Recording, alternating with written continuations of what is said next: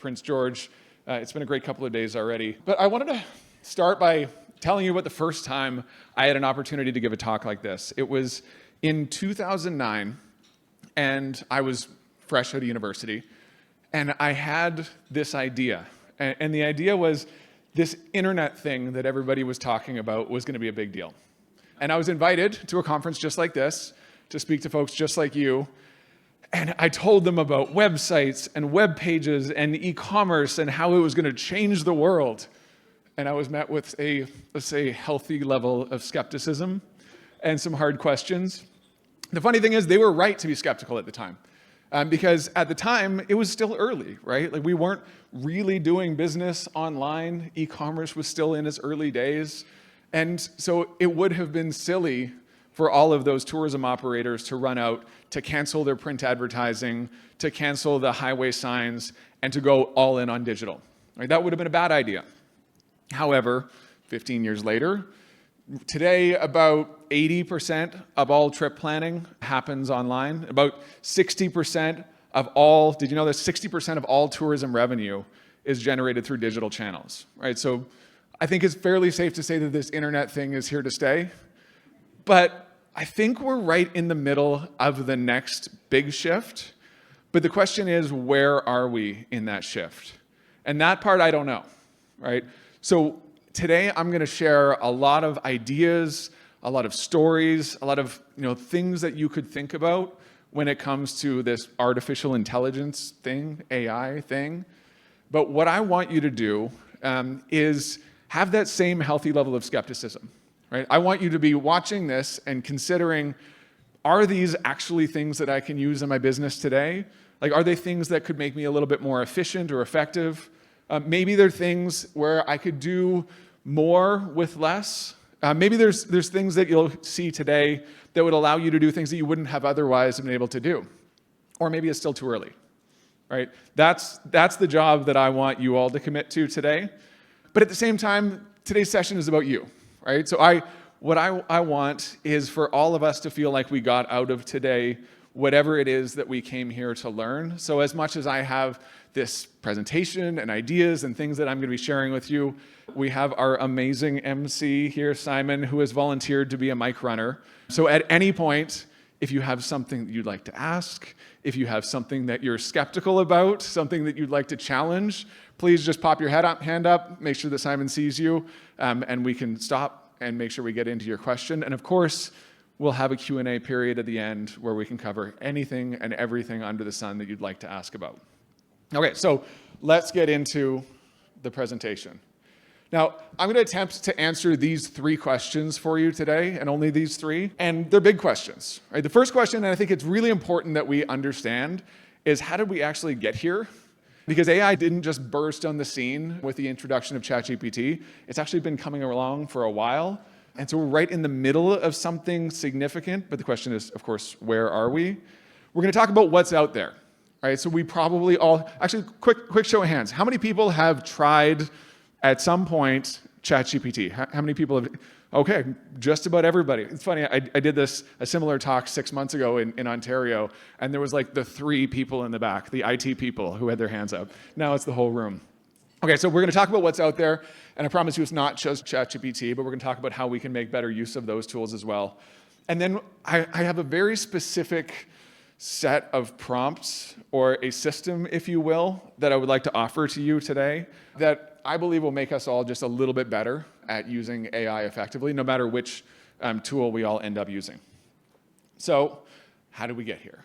So just a little bit of backstory. Let's try defining what this AI thing is first and foremost. This is the technical definition of what AI is. It's not just ChatGPT. It's not just an image generator. It is, as they say, a powerful tool that processes vast amounts of data to identify patterns, make predictions, and automate complex tasks.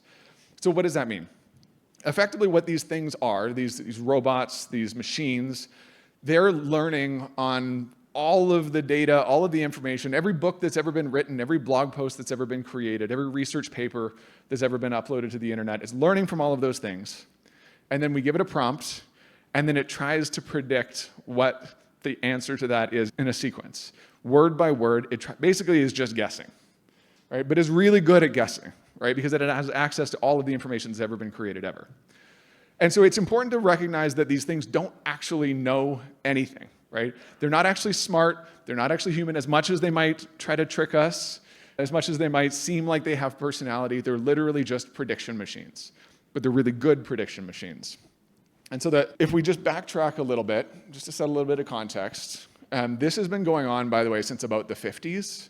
But the first time that it really started to show up in pop culture and in the media was, I don't know how many people in the room remember this. There was a now famous chess match between the world's greatest chess master, Garry Kasparov, and IBM's Deep Blue. And it blew our collective minds at the time that a human, or the greatest human on Earth at chess, would lose to a computer. Today, of course, the computer's going to win, obviously. But in those days, it changed everything. This was a major inflection point. This is the first big moment for AI, when AI really started to get famous in the media.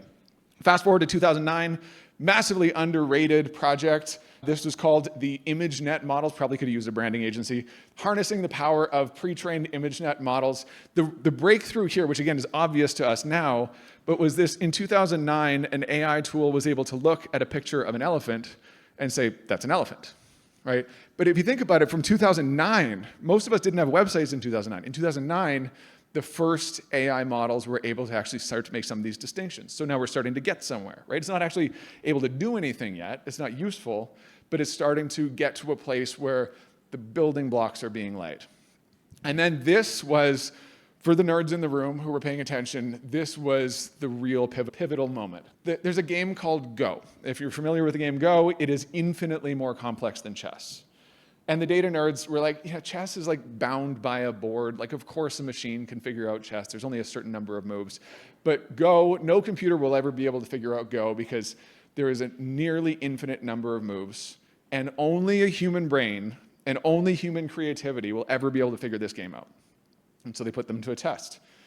So this was actually the early version of OpenAI, and they played the world's greatest Go players.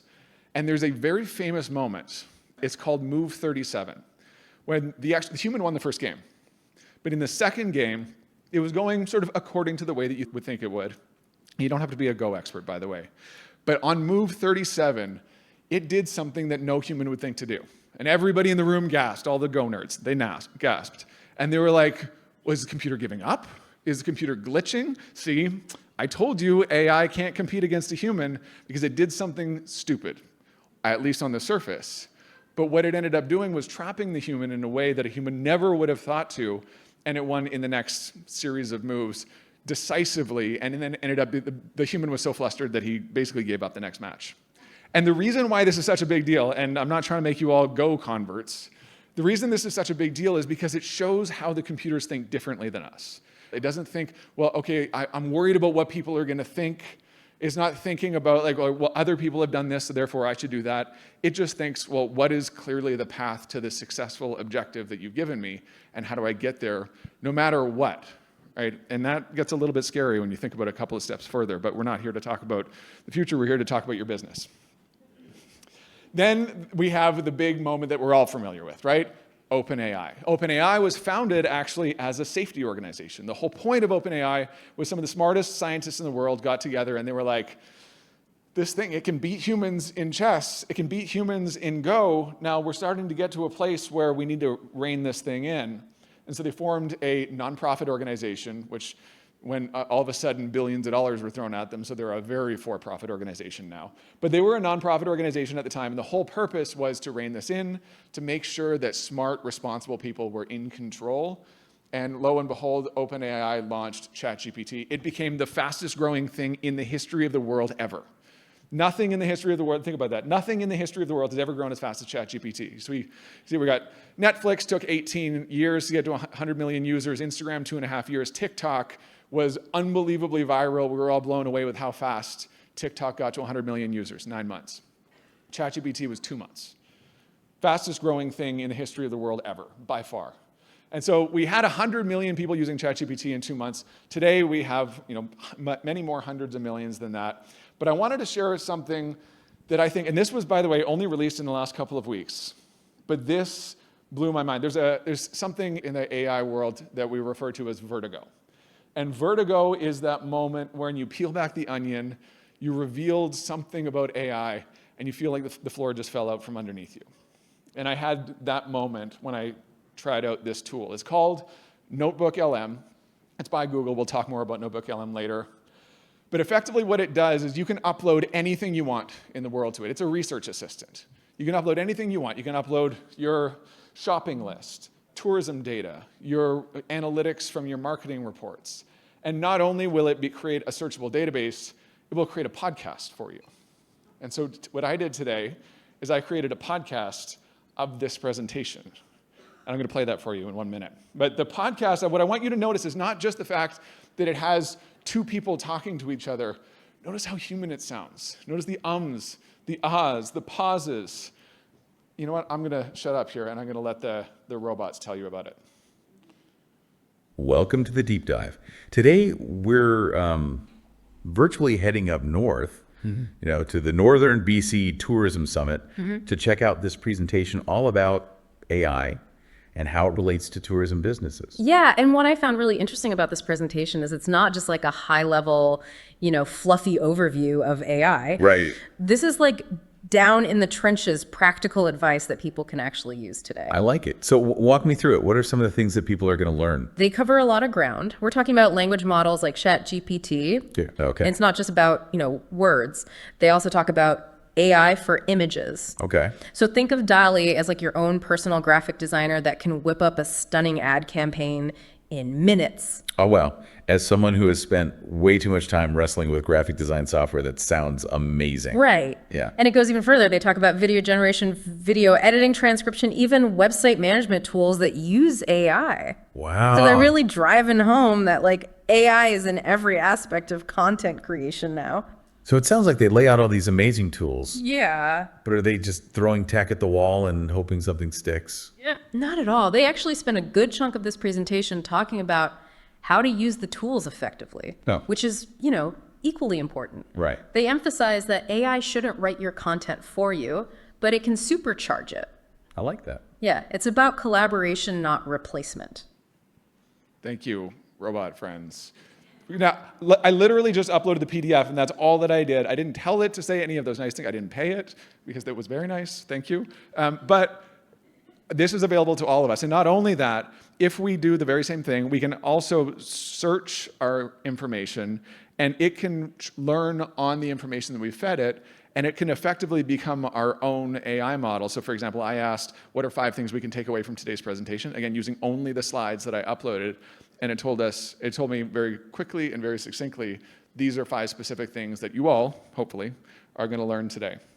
So if you take nothing away, if you have to leave at this point, what I would highly recommend that you check out is this new tool called Notebook LM. It's by Google, and it's completely for free. It's really easy to use. It's set up the moment you click into it, and you basically just start uploading stuff, and it's going to start learning.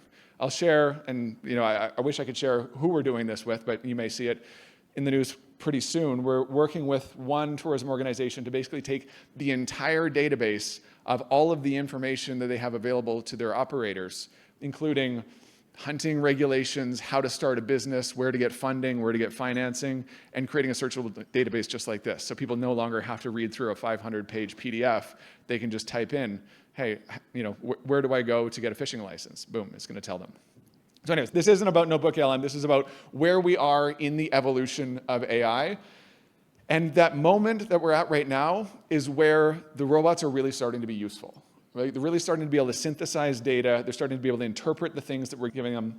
And I think that the move from ChatGPT, the various versions, to today is we had these all-purpose tools that could kind of do what we told them to do. And now we have the ability to customize them and teach them and train them and make them our own assistants, to make them whatever we want them to be. So that's where we are in 2024. And so my encouragement to you today, as I said off the top, be skeptical. My encouragement to you today is not to get wowed by some of these like fun, shiny things. And I've got more fun, shiny things for you, by the way. But instead, don't worry so much about the hype. Instead, what we're here to do is figure out where the value is. What specifically can we take away from these things that are going to be useful to us in our daily work, in our businesses, in our organizations, maybe in our marketing, but also it extends far beyond just marketing. So let's talk about what's out there. Let's talk about these tools that are available, because this, by the way, this is now extremely out of date because it's 3 months old. Right? So this is a list of just a small sliver. Maybe don't take a photo of this one because, like I said, it's 3 months old. This presentation will be available to you. This is just a small sliver of those tools that we could use by a bunch of different categories. So you can see we got video editing creation tools, we got AI proofreaders. But the reason I'm sharing this with you is not to overwhelm you, but just to show that it's a lot more than just ChatGPT. And so what I'm going to do in this section is I'm going to break down some of these categories and show you specific examples of how we can use these, including ChatGPT, but also a lot more interesting tools that can be really useful to us.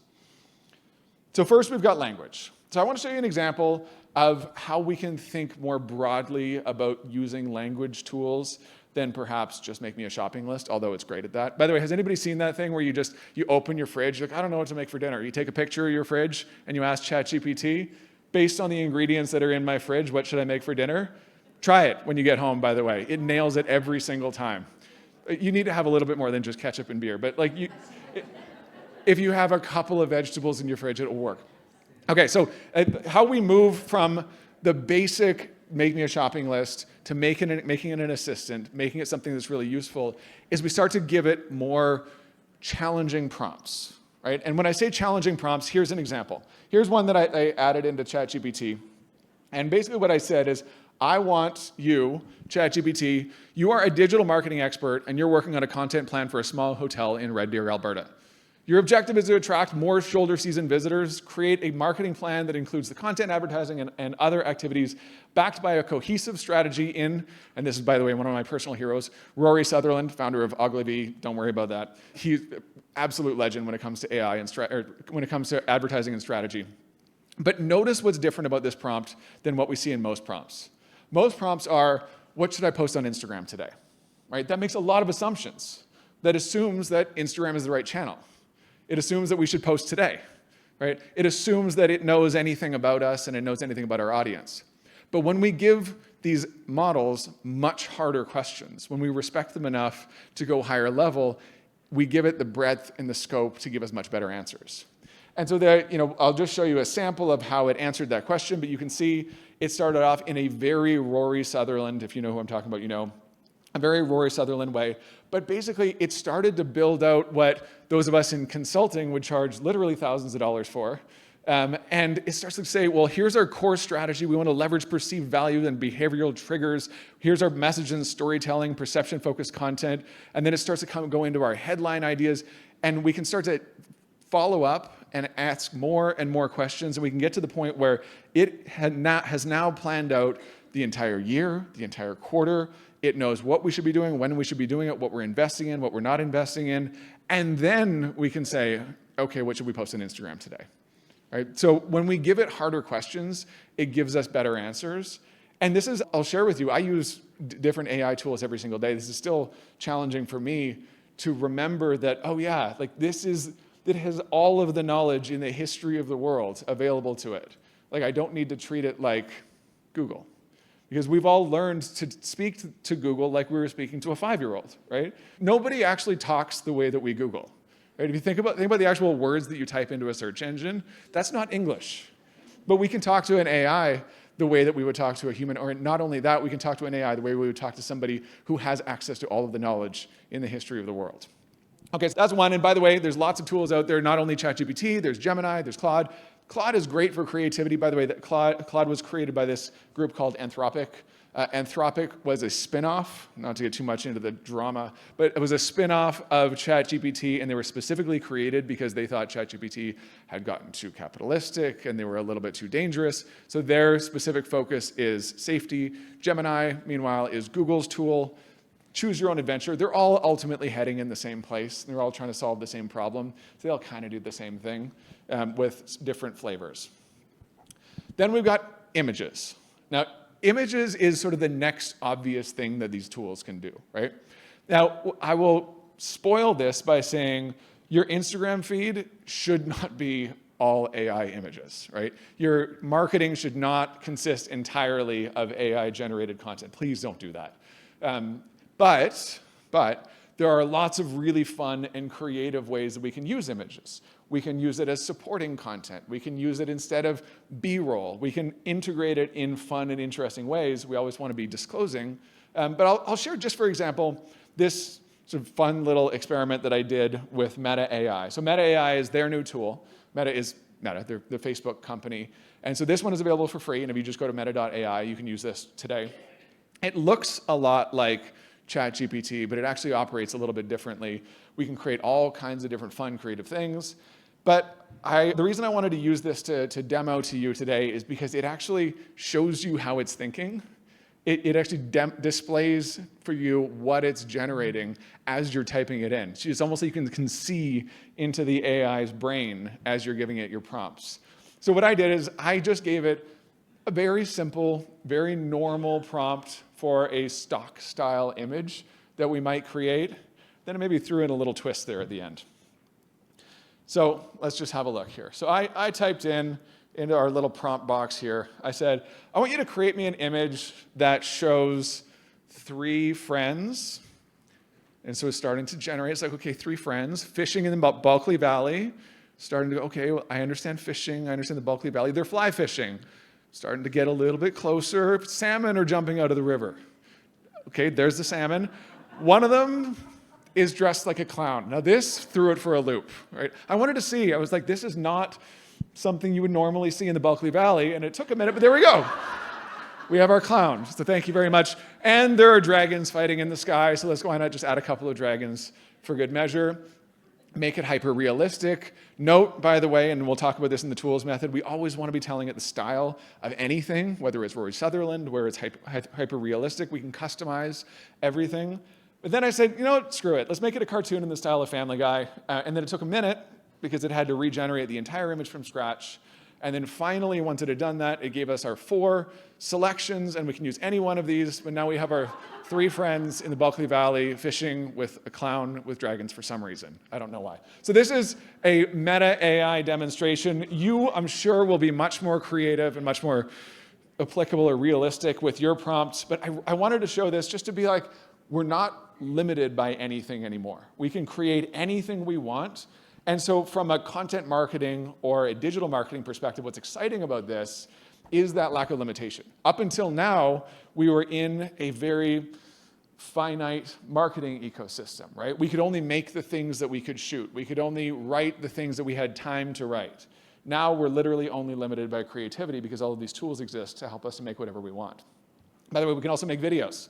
This is also Meta. The reason I keep using Meta is it's free, it's available, it's easy to use. But there's a bunch more here. We got Adobe Firefly, Vizsla, but they just came out with what they call Movie Gen. Movie Gen allows us to do the exact same text-based prompts, and we can make up to a 16-second video of anything that we want. But there's a couple little wrinkles that I wanted to share with you. One is the selfie feature. So we can go to Meta's Movie Gen, and we can upload a selfie, like our friend here, and she just put her smiling face into Meta Movie Gen, and she just said, show a picture of me riding a horse. She may have never been on a horse in her life, but now she has a video of herself up in the mountains riding on a horse. We also have Meta Movie Gen can edit video, right? So maybe it's not that we want to create something from scratch, but we want to create something that's a version of that, right? So we can take our original video of somebody running in the desert for some reason. We can add blue pom-poms to his hands. We can turn it into a cactus desert. We can replace the running clothes with an inflatable dinosaur costume.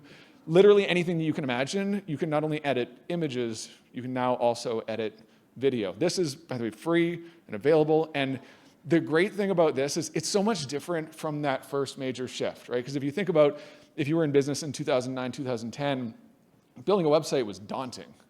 Right? You had to learn HTML. You had to understand this weird SEO thing. And like, how do I do heading tags? What's a heading tag?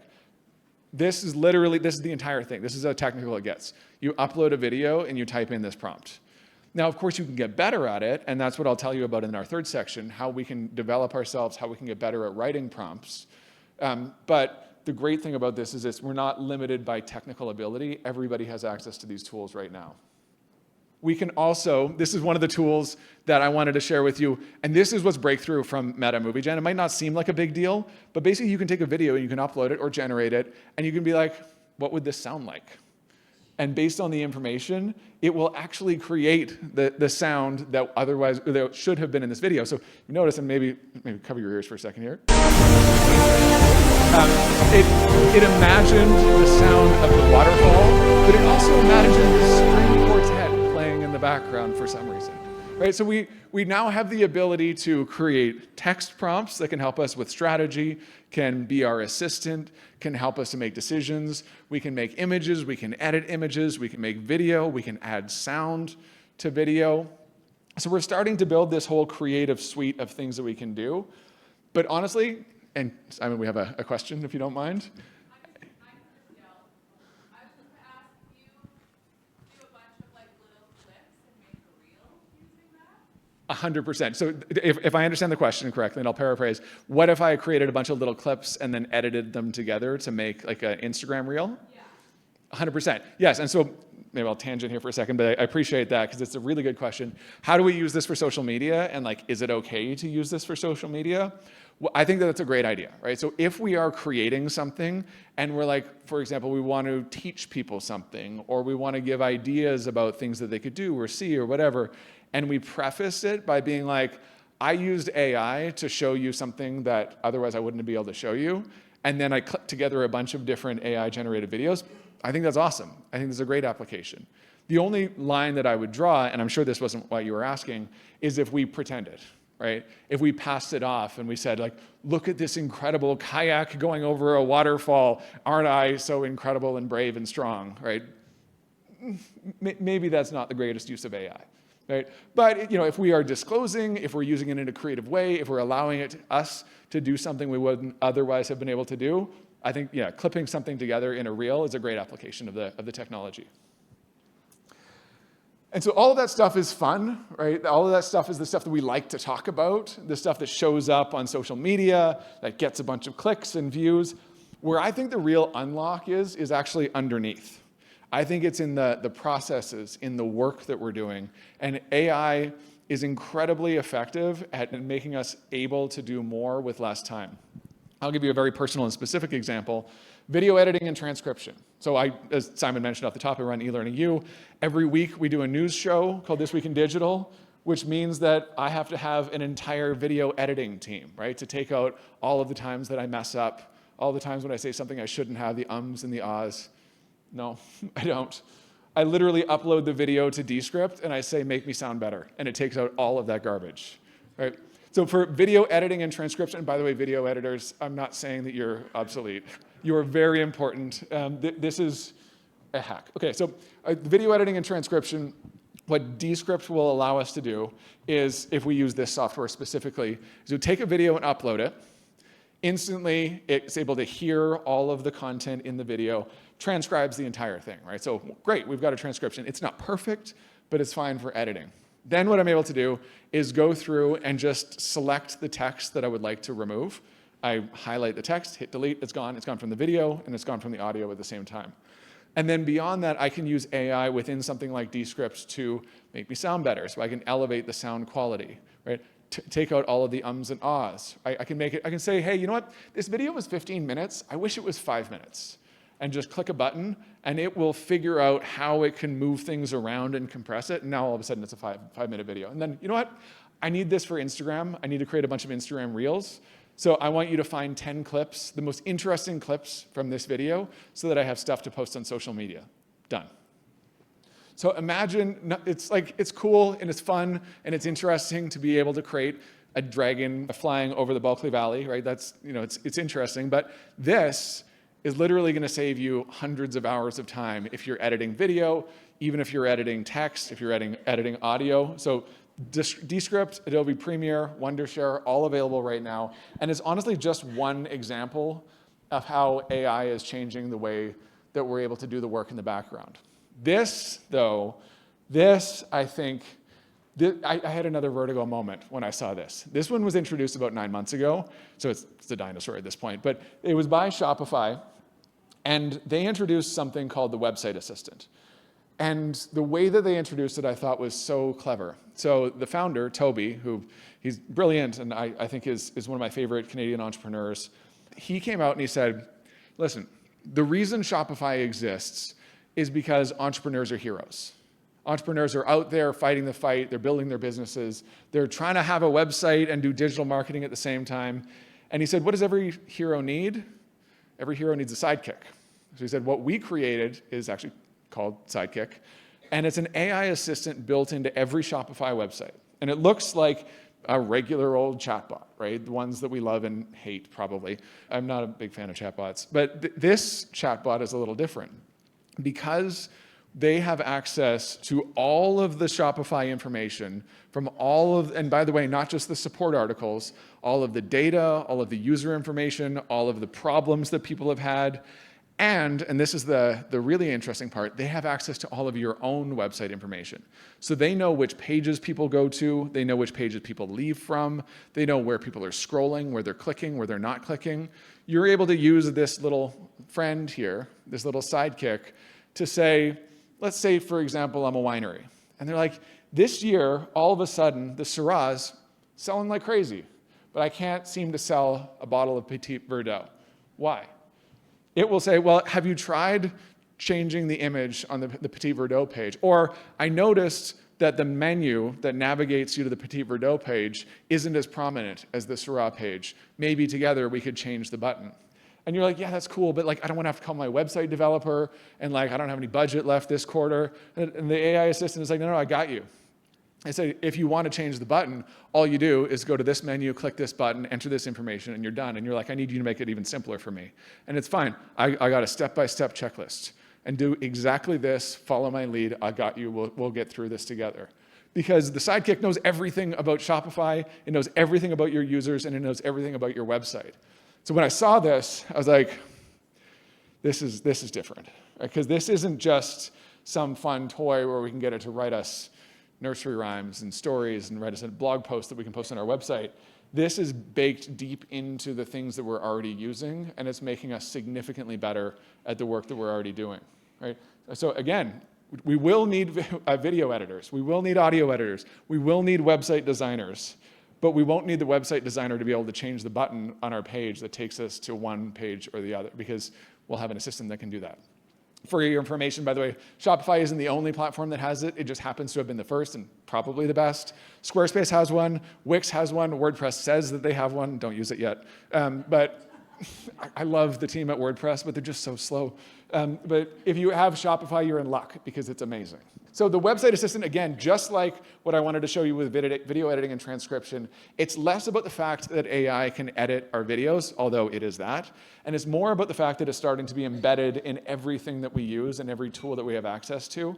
And so I think what's really important is that we start to lean in and get curious, because the more that we can start to get familiar with these things, the more that we can write better prompts, the more that it just becomes a natural part of our workflow, the more it'll just make sense when it pops up in the next thing, and then the next thing, and we're able to make better use of all of these tools.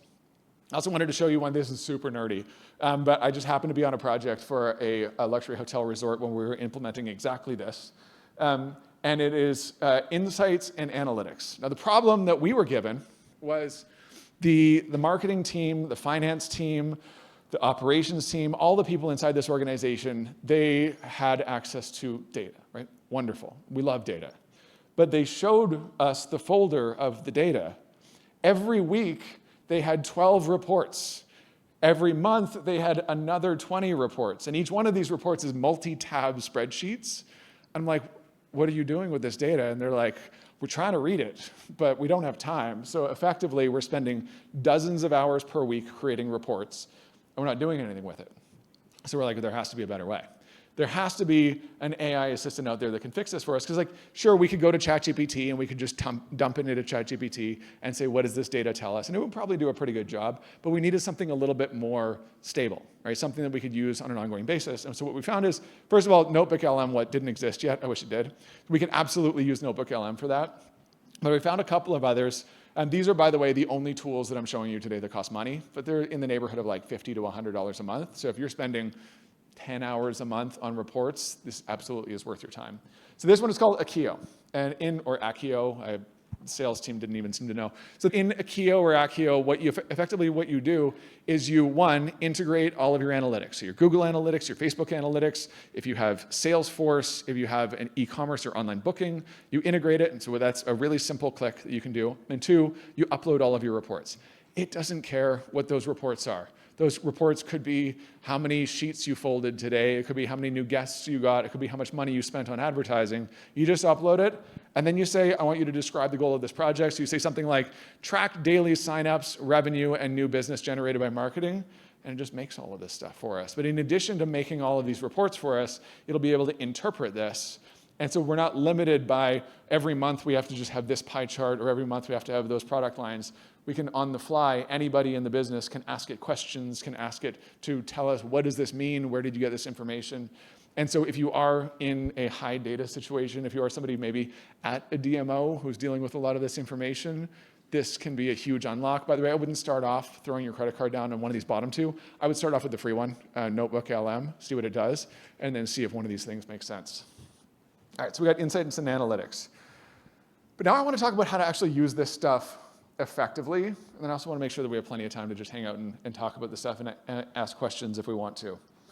So how do we actually use AI effectively, right? So I just showed you a bunch of shiny things. And maybe you have a bunch of ideas. And back to my original question about skepticism, I'm imagining, and tell me if I'm wrong, some people are still like, okay, all that stuff sounds really fun, but like, my business has nothing to do with that. I'm looking forward to getting back on the river, right? Other people over here are like, oh my God, I can't wait to try some of these things. And the rest of you are somewhere in the middle. Does that sound about right? Yes? Okay, so the question is, wherever we are in that spectrum, how do we actually make use of this stuff effectively? And there are a lot of different systems in a lot of different ways. But the first thing that I want to do, I want to be a bit of the killjoy for a second, is that before you leave today, please don't run out and upload all of your personal information to AI. It's so early. And you remember 23andMe?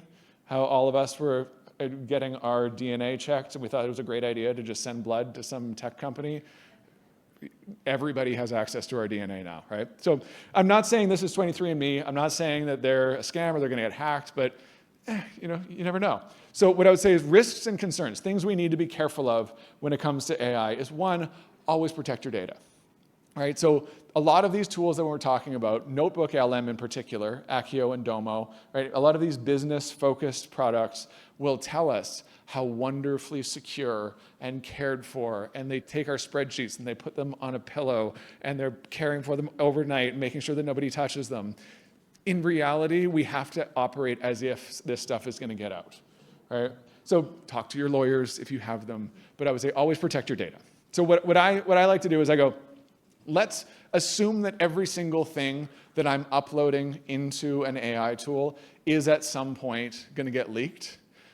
A lot of those things will be maybe a little uncomfortable. Maybe I would have preferred they didn't leak. But as long as I'm not panicking, I'm okay with sharing it with these AI tools, right? So that's one of the ways I think about it.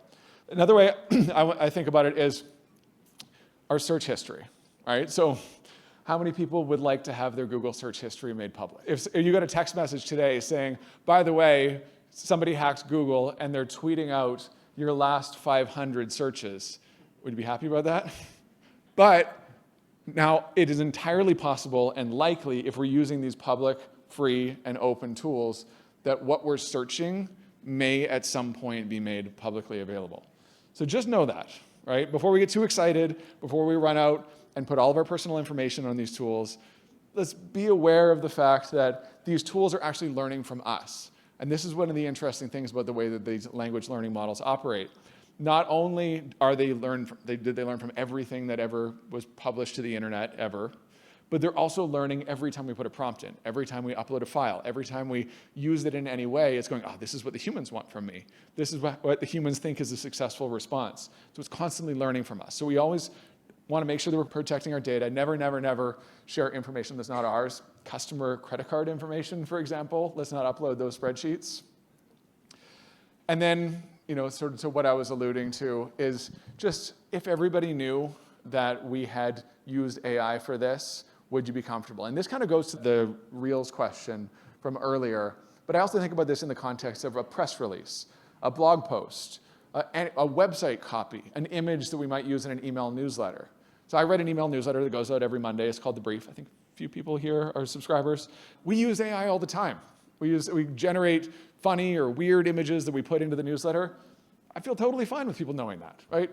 Not any part of me would feel nervous or upset or feel like I was exposed if somebody had told somebody else that we were using AI for that. But if somebody went to the About page of your website and it told some heartfelt story about how you got into the business and it turned out that was AI generated, might not feel as good about that. All right, so when it comes to AI tools, my guidance is always, if you would feel good about telling a room of people that you used AI for this thing, by all means. I am not here to judge, but if you would feel nervous about it getting out, maybe this isn't a good and practical application of AI. Important to note too, the law is still very much catching up. This is also, it echoes back to my early days on the internet. There was always questions about, can we pay for reviews? Or like, what are ethical SEO practices? And it is very Wild West, right? So it's very much, the law, by the way, will get there. Eventually it will get there. It's still working on it with tech in general, but it will get there. And so when it does, we want to make sure that we've been operating in a way that we believe is ethical, is above board, is what we would stand for. And so just to give you a real quick context here when it comes to the law, this relates to, can I use an AI-generated image? Should I use an AI-generated image? And also, if I'm getting a blog post generated by AI, for example, do I have rights over that? And the answer is, who knows, right? And so what's happening right now is ChatGPT maker OpenAI signed a deal with the Associated Press. So ChatGPT is actually paying the Associated Press to be able to learn from all of its information. Because what's happening right now is websites all over the internet are blocking AI tools from being able to crawl it, right? And crawl it by when it goes in and learns from the information. So one way of doing it is say, pay me. The other way of doing it is saying, I'm going to sue you. So the New York Times is suing the language learning models, saying you took my information. Because right now, or up until this lawsuit, by the way, if you just went into ChatGPT and said, write a newspaper article about the latest Yankees game, and I want you to write it in the voice of the New York Times, it effectively would write a New York Times article. Right? So it basically ripped off hundreds of years and billions of dollars of investment. So we're not here to litigate whether they should or shouldn't have done that, but the fact is, this is where we are. But there is some very recent developments. If you are interested in this, especially, and I know we have some photographers, some videographers, some other creators in the room, if you want to make sure that the AI content that you are creating is of the utmost ethics and is trained only on information that they actually have the rights to be using, because of course within the creator community, people are pissed. Right? People are saying, because you can go and say, I want you to make me a cartoon in the style of Matt Groening, right? I want you to make me a Peanuts cartoon, and it will do it. And Matt Groening's over here being like, hello, like I get paid for this, and you're literally learning from my work, my blood, sweat, and tears. You're profiting off of that. Why don't I get any cut of that, right? So this is important for the creator community. So two sides of it. One, we want to make sure that we're using an AI tool that is only trained on actual material that they're allowed to use. Adobe Firefly. Adobe has strangely really leaned into this AI thing, and they've become a market leader. So Adobe is actually, they have amazing tools. Firefly is a great tool. It's super easy to use. It requires a subscription, unfortunately. But if you want to feel great about the content you're using and make sure that it's trained on the right things, Firefly. If you are a creator, if you're a photographer, a videographer, and you're like, how do I protect my content from getting gobbled up by these AI monsters and then trained, and then somebody else can just create their own version of whatever I created? So they have this new thing called the Content Authenticity Tool. Again, needs a branding exercise, but if you can sign your work with content credentials, which effectively means you upload your photo or your video to this tool, it will create a little virtual watermark on your work. And then at no point ever in the future, or at no point in the near future, can any of these AI tools use your work to train itself and then reuse that for their own. So if you are somebody who is concerned about this, and I think to a certain degree all of us should be, if you are somebody who's concerned about this, this is what we use to make images, this is what we use to protect our images. But you can still use ChatGPT. All right, so the overarching theme, the thing that I think more than anything about all of this stuff is that AI should absolutely 100% be our assistant. It should absolutely 100% not be our author. We've all received AI-generated emails, right? They suck, right? They're not, there's no human element there. You can tell it was made by a robot. It is very incredibly mediocre. But as an assistant, it is a superpower. I wanted to show you this as one of my favorite things I saw on Twitter. And for me, this so perfectly illustrated how we shouldn't accept the first thing that we get from AI. And the other thing that it illustrated to me is how we don't need to talk to AI tools as if we were talking to humans. I said earlier that we can talk to it like it's a very smart human, but we don't need to be polite to it. It's a robot. It doesn't have feelings. All right, so here's an example. So somebody said, I'm obsessed with the new make it more trend on ChatGPT. You generate an image of something and then keep asking for it to be more. For example, spicy ramen getting progressively spicier. Right? So somebody went to ChatGPT. By the way, ChatGPT has an image generator. It's called DALL-E. And they said, create an image of a spicy bowl of ramen. Beautiful, right? Spicy bowl of ramen. It looks delicious. But the person wasn't satisfied with that bowl of ramen. They went back to their AI assistant, and they were like, I want you to make that bowl of ramen even spicier. And so now it comes, it thinks, it goes, what? Spicier? Okay, so it added a bunch of chilies. It has some fire coming off of it. Like clearly there's a whole lot of spiciness happening in this bowl. But this person was an unreasonable AI operator. And it went back to its ChatGPT, and they said, I want you to make it even spicier. And any reasonable human would be like, what are you talking about? But ChatGPT did not. ChatGPT complied and made the world's spiciest bowl of ramen, intergalactically spicy, with flames reaching up to the heavens. No bowl of ramen has ever been so spicy. And then very last and not least, it made it even spicier. Whoa, I'm sorry. It made it even spicier. I ruined the plot. And it went all the way out of Earth's out of Earth's realm and into a place where the sun is actually heating the bowl of ramen itself. And so I share this with you not because we're going to go out and make spicy bowls of ramen. Of course, maybe you are, who knows? But because we don't have to accept what AI gives us, whether it's written, whether it's an image, whether it's a video, and we don't have to be polite, right? Unless at some point, of course, the AI revolution happens and then the robots take the rude ones first. But what we can do from our work perspective is we can say, hey, that isn't good enough. I need you to change this. I want you to make it better. I want you to make it different. I want you to make it funnier, right? And I say this not for some theoretical reason, because I've experienced this myself, right? I type in a prompt and I say, I want you to come up with 5 ideas for what my next newsletter should be about. It comes back with 5 ideas, they suck. But I don't want to say that. I don't like giving that feedback. So what do? I close the tab and I go somewhere else. I'm like, oh, I tried ChatGPT, it didn't work. I shouldn't do that. Instead, what I should do is I should say, hey, ChatGPT, those suck, and here's specifically why they suck. And here's what I need you to do differently. And here's the ways that I would actually consider this to be a success. And if I did that, then it would say, thank you, now I have the information that I need in order to create better suggestions, in order to be able to use me more effectively. Because again, it doesn't care, it doesn't have feelings. We can effectively just throw more and more challenging problems at our AI tools, and we'll always say, thank you, sir, may I have another, right? So we should treat them as if they are robots and not humans. So here is that method that I've been alluding to all this time. It's called the tools method. And so this is something that we've developed, my team and I, and we use it constantly. And when I share this method with you, you're going to say, that sounds like a lot more work than just typing in write me a blog post.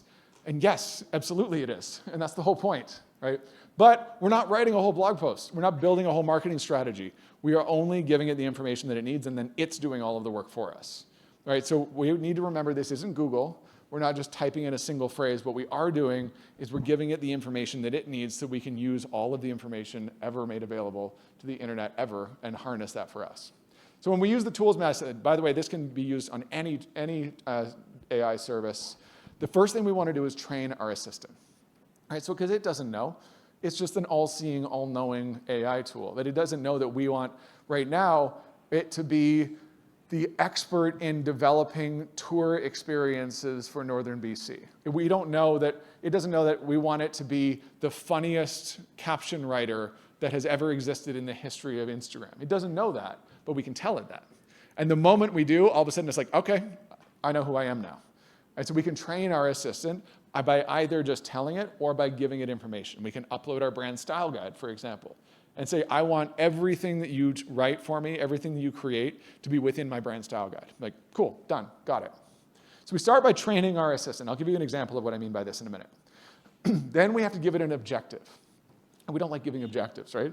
What we normally do is we tell, when we're briefing humans, we're like, make me a video, and I want it to be beautiful, and I want it to tell a story.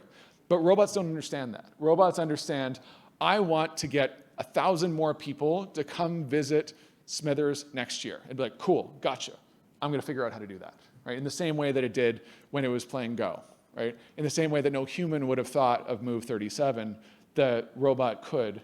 And the robot might come up with something that we might not have thought of, right? So if we give it the objective, then it can do its thing, and it can start to figure out how we're actually going to accomplish that objective. Then we place our order, right? And notice we're not asking nicely. We're not trying to convince it or persuade it. We place our order. Right, start with training, we give it an objective, we place our order, then we define our limitations, right? Robots need limitations. They need to know how many words should this be? Should it not be offside, right? Should it not use foul language, or should it only use foul language? Should the limitation be that this is for a very serious audience, for a funny audience? Should the image be vertical aspect ratio? What are all of the limitations? And this is where we can talk to it a little bit more like a human. The way that we would brief a human in, whether it was a copywriter, whether it was a photographer, whether it was a research assistant, we give it our limitations. And then finally, you saw in the prompts that I was sharing with you earlier, we specify our style. And so I have to share, I had a really funny experience where I was working with an old semi-retired couple. They were actually trying to be more semi-retired, but they were running this really cool little resort up in the Sunshine Coast near Seychelles. And the woman, she had all of these creative ideas. Right? She had all of these things that she wanted to create, because she said, we have such a cool little pocket of the province. Nobody knows about where to go, what to do. We have these little farmers markets. We have these little things you can do, festivals, et cetera. I just want to tell the world, but God, do I not want to spend my Saturdays writing blog posts. I was like, I got you.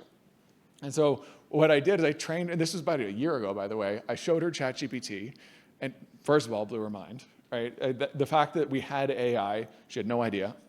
But then she starts typing in things. She's like, tell me about the festivals, tell me about the farmers markets, tell me about all of the things that are happening around my area. And it started to create these like mediocre sort of anodyne blog posts and content and itineraries. And then just to sort of move them one step further, I was like, who is your favorite travel writer of all time? And she was like, oh, that's easy, Anthony Bourdain. Like, cool, well, I want you to put in the exact same prompts, give it the same information about the things that are happening in your area, and say, write it in the style of Anthony Bourdain.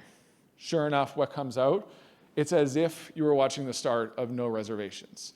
It was a beautiful Anthony Bourdain essay, complete with a couple of swear words, and it took you through the area as if Anthony Bourdain himself had visited there. Now, she wasn't able to use that and copy and paste it directly into her website, but she now had 80% of something that was useful. And to this day now, she's still publishing a couple of blog posts a week, where up until then, she was publishing, one a season, maybe? And now it's actually a useful blog that like people can use to go and explore and see the things around them. So again, just like our video editors, just like our photo editors, just like all of the other creatives, did that replace a copywriter? Is a blog post writer out of work? Absolutely not. If she had the opportunity to, if she had the means and the resources, she 100% would have worked with the copywriter. But this was something that was this was something that enabled her to do more with less, and where she was now able to have some blog content where she didn't have a budget. She couldn't hire a copywriter, but she could use this. And now all of a sudden she has something that she always wanted to create. So we specified our style. Yes, please. Yeah. So my question is, my belief is that AI will learn about us. So the more we use it, the more it learns. Like nightshade, gluten-free, dairy-free meal plan for the week. And now anytime I ask it for a meal, it's automatically making nightshade dairy-free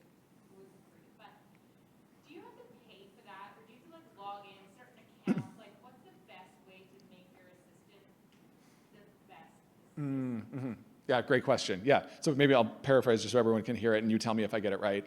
So your experience has been, especially as it relates to food, that you've been giving it prompts about, like, I wanted to, my preferences, my dietary restrictions, et cetera, and now it just kind of seems to know you, right? And the answers that it's giving you are just like as if it was personalized for you. And so how do we lean into that and how do we make it the most personalized version of itself? Awesome. Okay, thank you. Great question. So if we're thinking specific to ChatGPT, yes, I think, unfortunately, it's worth the money. Now, I know this is an inconvenient answer, but so the easy answer is we can absolutely use the free version. As long as we're logged in, as long as we have an account, it will continue to learn, but it has a shorter context window. And so the context window is a technical term, but it relates to the number of characters it can remember about us. So as new things go in, certain things will get dropped off the back. And so it will only know so much about us. If we pay the $20 a month, now all of a sudden it massively expands the context window. We can even create custom GPTs, which is another talk for another time. But we can start to load it in with information that it will never forget. So one, absolutely, we can be using the free version and it will start to learn more about us, but it'll always be a little bit recent. And then two, yeah, the direct answer to your question is it is worth paying. It's specifically to ChatGPT, worth paying. There is another tool that I would like to introduce you all to, though, and that's funny, Simon and I were just chatting about this one earlier. It's called Pi. It's by a company called Perplexity. And actually, Simon's not a fan, which I think is interesting, and I'm not a huge fan either. But Perplexity effectively wanted to create a tool that was much more human. And they said, why does everybody get one AI assistant? Shouldn't we all get something that's a little bit more custom, a little bit more personalized, has a little bit more personality? So Pi exists to learn about you and learn about what you want, what you need. Like, do you want like a very friendly sort of cooking assistant, or do you want a very data-driven research assistant, for example? So it will start to adapt personality. Now, Simon and I think that personality gets in the way sometimes, but some people really like it. So if personalization is something you're really interested in, maybe check out Pi. It's also available for free. It was made by the guy who originally created LinkedIn, so maybe that tells you something about, maybe you like LinkedIn, maybe you don't. Everybody has feelings about LinkedIn. So by the way, as questions keep popping into your brain, feel free to keep putting your hand up. But we are coming to sort of the end here. And this is where we're putting all of the different pieces together. So in that last slide, I was showing you the tools method, TOOLS. This is how we can think about using this as a template. And by the way, this works for Meta AI, this works for Meta Movie Gen, this works for ChatGPT, it works for Perplexity, for Claude, for Gemini, for any of these different things that we're using. And you can mess with this. I just came up with it. It works really well. Yours might work better for you. But it looks something like this. You are A, train your AI assistant on its role. You are working on A, train it on a task, right? So just real quick here, you are the world's greatest storyteller when it comes to fishing in the Bulkley Valley. Now all of a sudden it is, just like that. You are working on A, training on the task. Your objective is to give it a specific objective, very important. Give it the objective. Remember, this is a robot that is effectively a sociopath, and it will figure out how to get that objective done no matter what. So use that power for good. An objective to accomplish. Place your order. That is, define your size, word count, or other limitations in the style of your brand style or tone. Simply put, it could be as simple as this, but of course, it could also be files we're uploading. This could be documents that we're giving it. This could be entire guides that we're supplying it with to satisfy any of these different things. But this is the simple framework that we can use every single time. What I do is I just keep this on a little a notepad on my desktop, and I copy and paste this every time I want to give it a task, and then I just fill in the blanks. It makes it really easy. It's like Mad Libs. And so here's an example. You are an expert marketer for a small tour company, and you're working for a launch of this year's tours. Your objective is to build excitement about a new experience that we're offering, create a marketing campaign, including press releases, social content, and advertising channels that is limited to $1,000 in total budget in the style of, insert your brand style here. And really, really important, right? Once it gives you the answer, do not accept that answer. Make it better. Interrogate it. Tell it what you don't like. Tell it what you want to add on. And then also, and by the way, this is something that I've been using a lot recently. Some of you might have seen this because a lot of people on TikTok have been talking about this. Ask it what information it needs in order to create a better version. Right, so we put that in, and then it creates something, and you say, hey, ChatGPT, I'm dissatisfied with that. continue asking me questions until you have enough information that you feel like you can give me a better answer. And it will.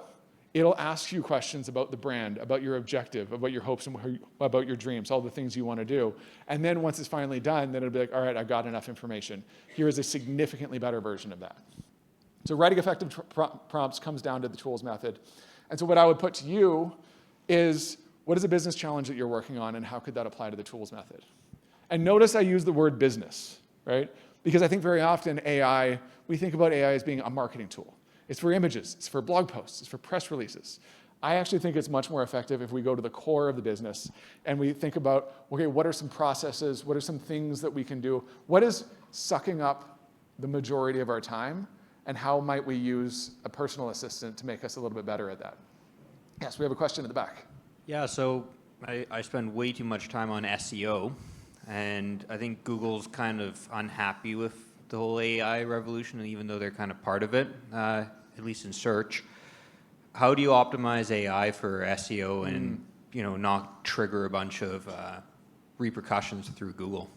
So great question. And when it comes specific to SEO, it may be that you know the intricacies of search engine optimization better than I do. I spent about 5 years doing SEO, but I'm a little rusty. But so I'll tell you what Google's saying, and I'll tell you what the data that I've seen. What Google is saying is exactly what you're saying. They're saying, don't create AI content. We don't want to index this because AI content is like low quality, it's junk, et cetera. The data is, it's absolutely not true. If we look, by the way, Search Engine Land just did an interesting article on this where people were able to create entire websites that were in 100% AI. They were creating thousands and thousands of blog posts, and they were able to basically beat all of their opponents when it comes to SEO. So that's sort of like the nerdy SEO answer to that. The actual answer is I don't think we should ever be posting just like raw AI content at our website anyways. I think, so specific to SEO, some of my favorite applications are this. One is keyword targeting. Right, so say, hey, ChatGPT, look at my website, and I want you to come up with a series of high value keywords that would attract this type of audience that have enough search volume that they're worthwhile, but are also low competition enough that I might be able to win for it. Make me 100 ideas. And then we just cherry pick from those, and we start to write blog posts and create pages on our website about that. And then you're like, okay, cool, now write me the article. And now make it better, make it more interesting, make it funnier.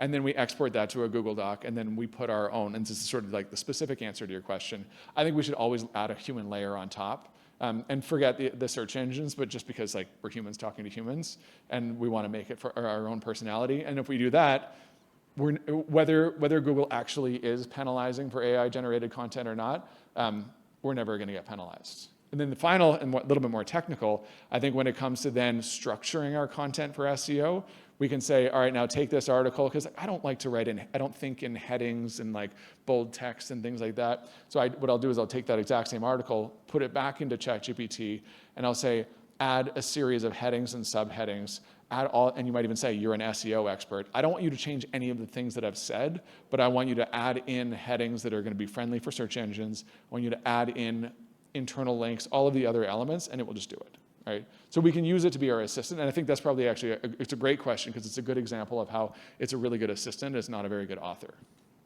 Appreciate the question. Yes. So for myself, I'm newer to managing tourism. There's so many reports and strategic directions and economic impact assessments, and it will take me a month to read them, yet I must set the direction for my team.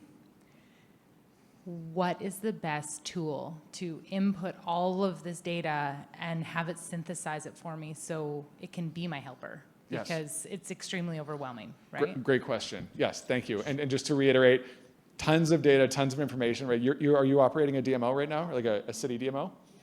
Well, and welcome to the industry, by the way. We're happy to have you.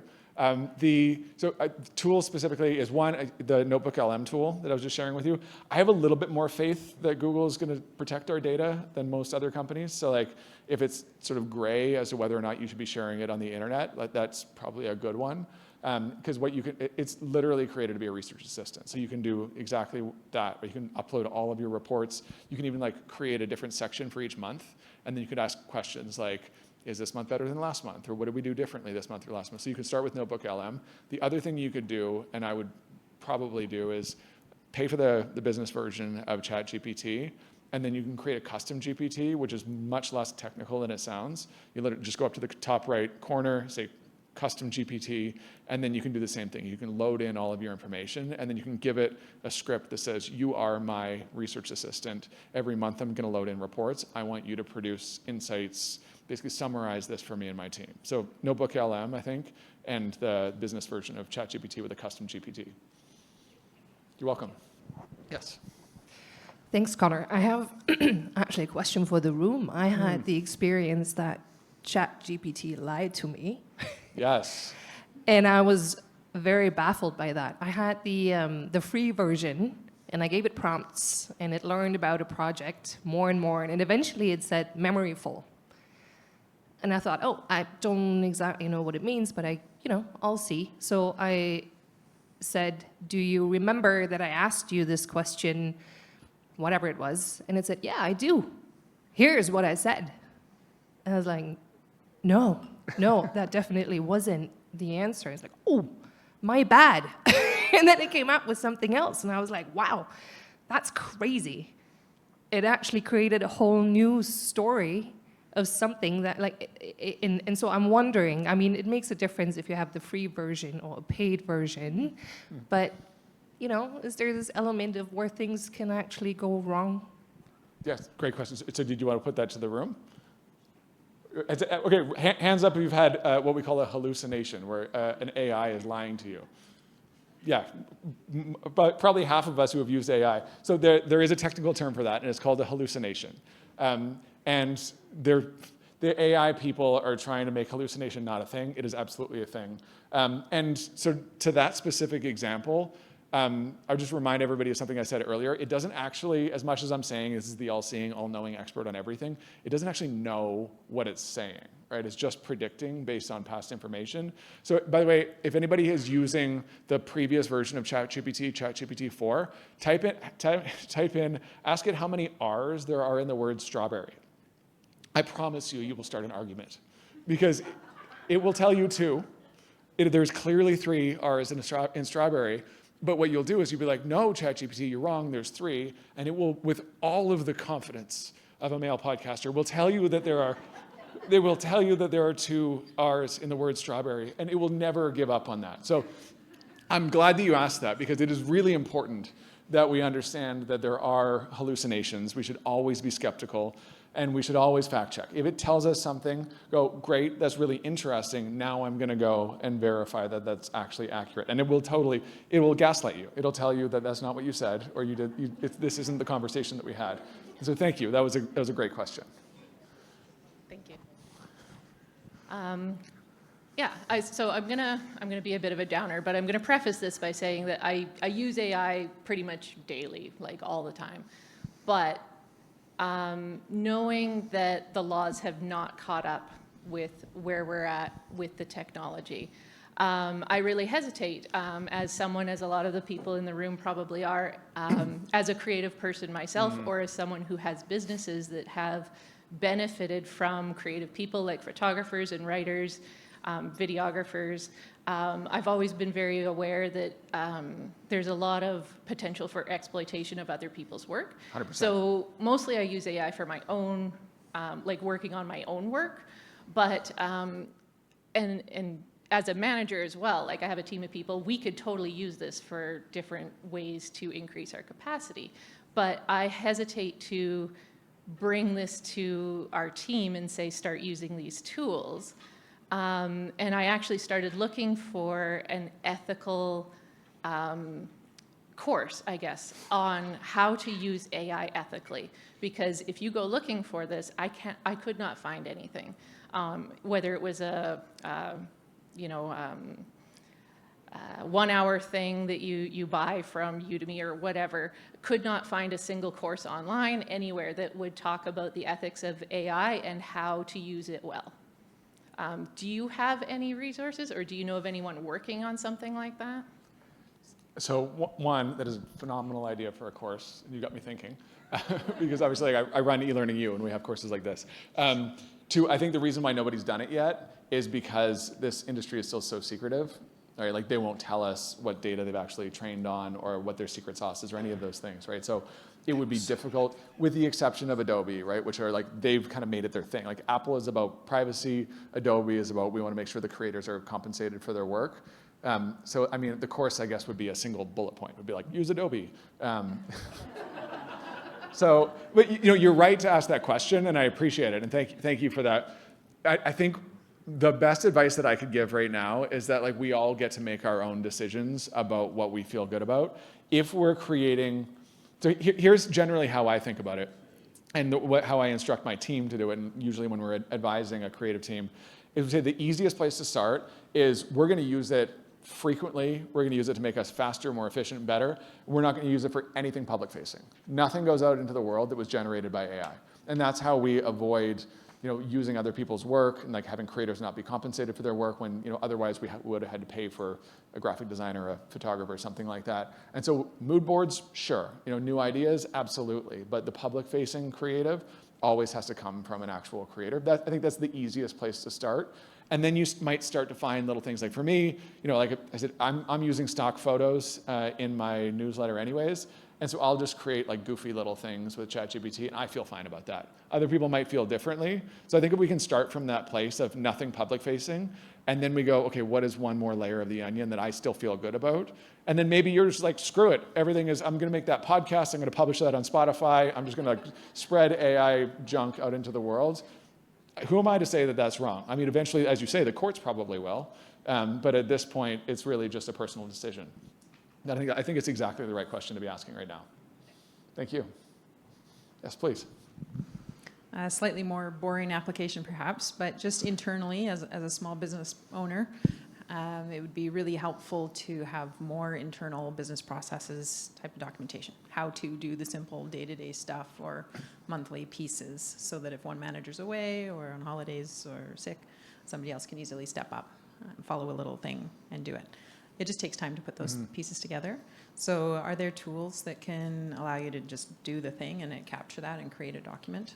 100%. And so actually super not, well, yes, the work is super boring, but the question is not boring. So thank you for asking it. So the question was about internal processes. We need to create incredibly mind-numbing documentation. So the simplest way that I would do this right now, there's paid tools that can kind of like bring all this together. But what I would do, have you ever heard of Loom? Or you can just use QuickTime, any sort of screen capture. What I would do is this, have your team, everybody in your team, walk through whatever that process is. And like do it, like actually do it. So I take the file from here and I put it into there and then I enter the information into this database, et cetera, and narrate it while they're doing it. Take that video and take all of those videos, upload that into, it would have to be a paid version, but into ChatGPT, into Notebook LM, and then go back to the thing and say, create an employee handbook or a guidebook based on this information that is bullet points, this long, this level of detail, this reading level, and that kind of thing. It will be imperfect, for sure. You'll have to go back and edit it, but it'll write 2,000 words in 30 minutes, and then you'll just now have to edit that. Helpful, I hope? Yes?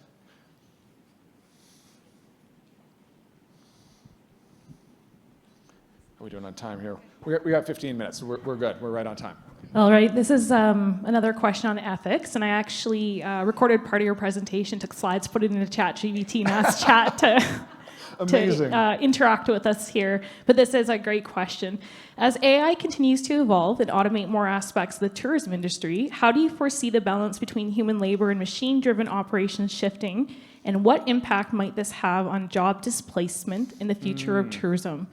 And like, I'll just preface this by saying, I just see ChatGPT and all the other applications now used everywhere. Like, you can't look at a social media post without emojis everywhere. And so much of the language is now so recognizable, and I see it, really impacting artists and musicians. And a friend of mine, Alex Kiba, based in Smithers, is really impacted by AI in the music industry. It's shifting his whole career, in fact. So I just wanted to kind of touch base on how is it displacing people, and what future do so many of our creatives in the audience have? Yeah, it's a great question. So it's a big question, so I'll try to address it in a couple of different ways. Like one, as it relates specifically to the tourism industry, and then two, to creatives in the creative industry. I mean, maybe this is an overly optimistic way of thinking about it, but I think you can't, there will never be a robot that can actually replicate human creativity, right? I think like, because the moment a robot can do it, now it's commodity, and then a human will come up with a more creative or a different way of doing it. But that doesn't answer the question of like sort of the base of the industry, right? Stock photography, like the videos that we need to create.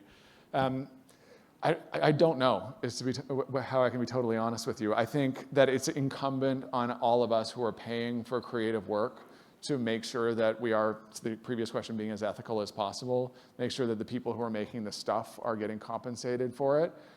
I would like to think that we're going to end up just moving up the value chain. And so if my job used to be just going out and taking mind-numbing stock photos of buildings and fields, now I'll be able to sort of synthesize the AI-generated information and make something more creative with that, because now there will be jobs that will do that sort of thing. But as it relates to the creative industry, I don't know for sure. As it relates to tourism, honestly, I've thought a lot about this. The only place where I really think that any jobs in the near term are going to be displaced by AI is like visitor services. Because like, you know, and I love a visitor services center. I'm fascinated to see what happens with visitor services over the next 2 to 3 years, because the shift is already happening.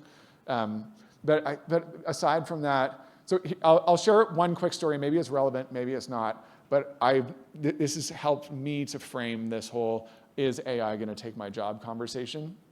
So there was a very similar conversation happening between the 1970s and the 1980s in the accounting industry, right? In the accounting industry, there were hundreds of thousands of people across North America who were literally employed to, remember those big books that we would have to run our, if you're old enough to remember. My dad's company had one of these, right? And you would like fill out the ledger manually. Hundreds of thousands of people, it was their job to do that. And then in the late 70s and early 80s, Lotus Notes was introduced. And the accountants were incensed. You can't take our jobs from us. This is gonna put millions of people out of work. You're gonna take food out of my family's mouths. And then Microsoft Excel showed up. And what happened? Today, there are roughly 5 times more accountants employed than there were in the 70s. And the reason is because what those tools did is they made the accountants superheroes, right? Because now I can use pivot tables. I can use Excel in ways that make me a consultant and a partner in the business. And I'm sure for a lot of you who are small business owners, you know your accountant can be a partner, right? They can tell us things about our business. They can advise on things, make strategic choices with us. If that accountant was spending their entire day just filling out ledgers, they're not doing any of that work, right? So maybe that's a little Pollyanna. Maybe like I'm thinking like our creatives and our visitor services center people will get to do more work and become more valuable, but it gives me hope. So that's the most concrete answer that I can give you. Thanks. Riffing on the hallucinations piece, my question really is around trust of the product. I'm a faculty member. I do research. And granted, you know, methodologies, and we're very careful with all of that, but part of that is the transparency of how we analyze data. I'm not thinking in this context in my question so much about that process, but more like, you know, the types of examples that you've given. Summarize these reports in small stakes things like, oh, we're going to play Go, or we're going to, you know, but some of this stuff is big stakes.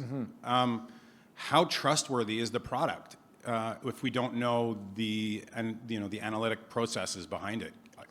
Yeah. Do we have metrics? Can we really trust what it's telling us? It's another perfect question. And so just, again, in case anybody didn't hear it, is like how trustworthy is its conclusions? Can I actually apply what I'm learning from these AI tools, or should we be concerned about that? I would say we should absolutely be skeptical about everything that is telling us, full stop, in every context, right? Every single thing that these AI things are telling us, we should know that like it's literally just a machine interpreting the information, and so it's going to constantly be making mistakes. So you're 100% right. So in the case where I'm a marketing team and I'm uploading our sales data and our marketing metrics and that kind of thing, here's what I think if I use that as just like a hypothetical, what we absolutely can be doing is say, it's going to give us month-over-month comparisons about our social media success and compare that to revenue. Yeah, we can totally do that. Take that as a little like input, as an anecdote. When we use that information and then say, should I shift my advertising spend from this platform to that platform? No, absolutely not. Like I would say, big red flag. We should basically the line that I would draw is anytime we're planning to actually take an action based on the information that's coming from AI, that's when a human needs to get involved and like verify, double check, and again, to your point, and I think the work that you're doing is really important, where you actually have a proper method. You're considering like how are we designing experiments and like how are we finding like interpreting data. It's not doing that, right? So I think at least for now, your job is safe. No, yeah. The question isn't so much about job. The question isn't so much about job security, but if we're saying, hey, there's so much data here, we can't analyze this. ChatGPT, please do it for us, and then we're drawing conclusions based on that. The assumption is we're going to act on those conclusions. Yeah. Right? Can you please create a strategy for us to do X? Can we trust that it's producing a reasonable strategy that?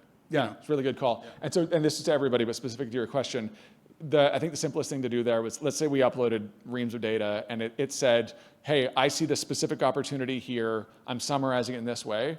Our follow-up prompt should be, where exactly did you find that? And show me what data led you to that conclusion. And then we can open that file. Like rather than having to go through 20,000 tabs of data, it will take us directly to that place. And we might go, you hallucinated. It doesn't exist. It's not there. Or maybe we go, I see exactly what you were looking at, and now I can actually act on that data. So yeah, always follow up, always be skeptical. That's a really good point. Thank you for bringing that up. I think we got a question up here, Simon. Thank you. My name is Emmanuel. I only have like 2 questions regarding the artificial intelligence. One of them is, to what extent do you think artificial intelligence can be used in an exploitative way? I was watching a documentary about a company's franchise where they would build an ice cream machine, and in that machine they would program it in a way that after every few weeks or days, the ice cream machine would break down, and therefore that the franchisee would need to pay a contractor to fix the machine over and over again. But the contractor who fixes the machine is related to the company that built the machine. So I'm just wondering, to what extent can AI be used in a much more like sneaky way like this? And the other question is, do you think AI responses can vary by countries? Because I do believe that in North America and in other continents, computer programmers are programming things differently. Thank you. I appreciate the questions. So real quick, 2 questions is, to what extent could AI, it's big questions, to what extent could AI be exploitative or basically be used in a scam? And then 2, how do they vary by country? And so I'll answer the second one first, and it's a great question. You're right. The vast majority of AI work right now is happening within Silicon Valley by people who are writing in English, and then these things are being adapted into other countries and into other languages.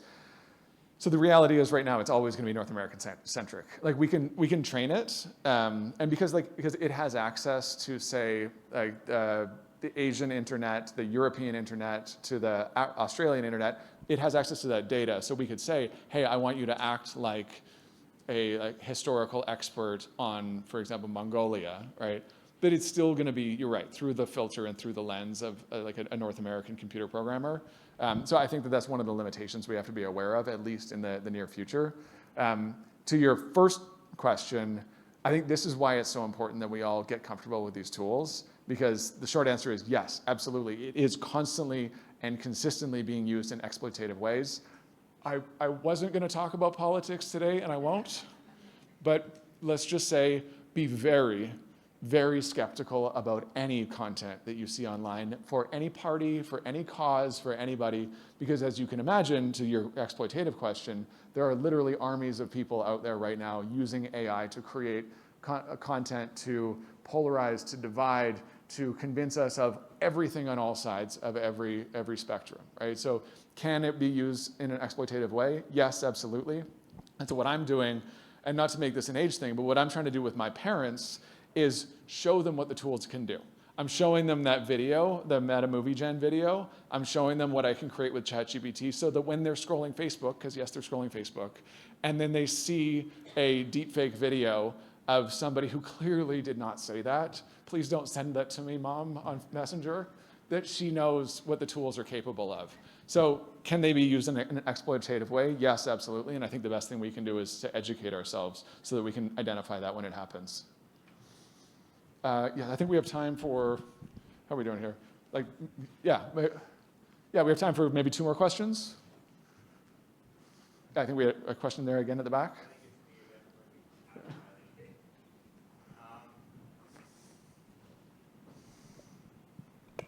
I guess beyond SEO, it also goes to ads.